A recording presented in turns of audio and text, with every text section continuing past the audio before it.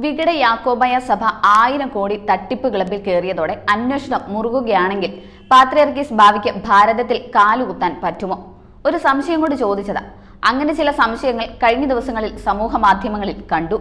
ഇപ്പോൾ നടന്നുകൊണ്ടിരിക്കുന്ന അന്വേഷണത്തിൽ നിന്ന് ഇവിടേക്ക് എഴുന്നള്ളി വരുന്ന പാത്രിയർക്കീസിന് മാറി നിൽക്കാൻ കഴിയുമോ? തന്റേതെന്ന് അവകാശപ്പെടുന്ന സഭയ്ക്കുള്ളിലെ അഴിമതിക്ക് പാത്രിയർക്കീസ് ഉത്തരവാദിയായിരിക്കില്ലേ? ഈ ചോദ്യങ്ങളാണ് ഉയർന്നു കേട്ടത്. അന്വേഷണം നടത്തുന്നത് കേന്ദ്ര ഏജൻസിയായ ED ആകുമ്പോൾ ഇവിടെ കിട്ടുന്ന സംരക്ഷണം അതേപോലെ മറ്റു സംസ്ഥാനങ്ങളിൽ കിട്ടണമെന്നില്ല. ഒരു അറസ്റ്റോ ചോദ്യം ചെയ്യൽ പോലുമോ ഉണ്ടായാൽ അത് ഇന്ത്യയിലെ ക്രിസ്ത്യൻ സമൂഹത്തിന് മുഴുവൻ നാണക്കേടാകും. അത്രയും ആശങ്കാകുലരാണ് ഭാരതത്തിലെ ക്രൈസ്തവ സമൂഹം. അതുകൊണ്ടാണ് ഈ സംശയങ്ങളൊക്കെ ഉയർന്നു വന്നത്.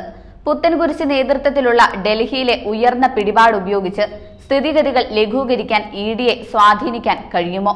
കഴിയുമായിരിക്കുമെന്ന് വിശ്വസിക്കുന്നു. വിവരം ചോർത്തിയതും ED അന്വേഷണത്തിലേക്ക് നയിച്ചതും സ്വന്തം സഭയിലെ ഉന്നതർ തന്നെ ആയപ്പോൾ പ്രതിസന്ധി അത്രയ്ക്ക് നിസ്സാരമല്ല. പലരും പറയുന്നത് ഓഡിറ്റ് റിപ്പോർട്ട് ചോർന്നതിനെ തുടർന്നാണ് ഈ റെയ്ഡൊക്കെ നടന്നതത്രേ. മാത്രമല്ല TU കുരുവിളയും സംഘവും സഭയുടെ 1000 കോടി രൂപയുടെ സ്വത്ത് അടിച്ചെടുക്കാനുള്ള ശ്രമം നടത്തിയെന്ന മുൻ വൈദിക ട്രസ്റ്റി ഫാദർ സ്ലീബ വട്ടവേലിയുടെ ആരോപണവും പുറത്തു വന്നത് കൂട്ടിച്ചേർത്ത് വായിക്കണം. സഭയുടെ കോളേജുകളിൽ നിന്നും കോടികൾ വെട്ടിച്ച പണത്തിന്റെ കണക്ക് പുറത്തായതിനെ തുടർന്നാണ് ആദായ നികുതി വകുപ്പ് അധികൃതർ കോതമംഗലത്ത് വ്യാപകമായ റെയ്ഡ് നടത്തിയതെന്നാണ് വിശ്വാസികൾ ഒന്നടങ്കം പറയുന്നത്.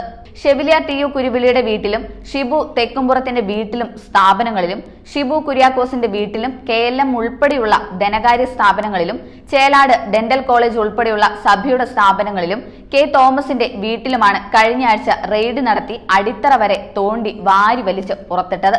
എല്ലാവരും തന്നെ സഭയുടെ മാനേജിംഗ് കമ്മിറ്റി അംഗങ്ങളായി പ്രവർത്തിച്ചിരുന്നവരും സഭയുടെ എഡ്യൂക്കേഷണൽ ട്രസ്റ്റുമായി ബന്ധമുള്ളവരുമാണ്.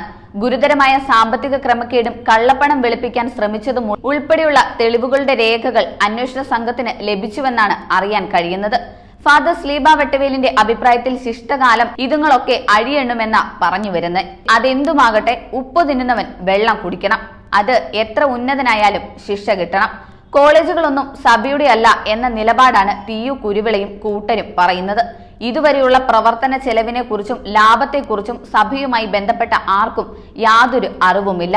ചേലാട് ഡെന്റൽ കോളേജ് ഞാൻ എടുക്കും, മറ്റു കോളേജുകൾ വേണമെങ്കിൽ സഭയ്ക്ക് തിരികെ നൽകാമെന്നാണ് കുരുവിളയുടെ മനസ്സിലിരിപ്പെന്ന് ഫാദർ സ്ലീബ വട്ടവേലിൽ പങ്കുവയ്ക്കുന്നു. ഫാദർ സ്ലീബ വട്ടവേലിൽ ആണയിട്ട് പറയുന്നു, 1000 കോടി രൂപ ആസ്തിയുള്ള സഭയുടെ സ്വത്ത് കൈവശപ്പെടുത്താനാണ് കുരുവിളയും സംഘവും ലക്ഷ്യമിടുന്നതെന്ന്. സഭാവിശ്വാസികളും നാട്ടുകാരും കഷ്ടപ്പെട്ട് മിച്ചം വെച്ച് നൽകുന്ന നേർച്ചപ്പണവും സഭയെ സ്നേഹിക്കുന്നവർ നൽകിയ സംഭാവന കൊണ്ട് കെട്ടിപ്പൊക്കിയ സഭയുടെ സ്ഥാപനങ്ങൾ TU കുരുവിളയും സംഘവും തട്ടിയെടുക്കാനുള്ള നീക്കം തടയണമെന്നാണ് ഫാദർ സ്ലീബ വട്ടവേലിൽ പറയുന്നത്.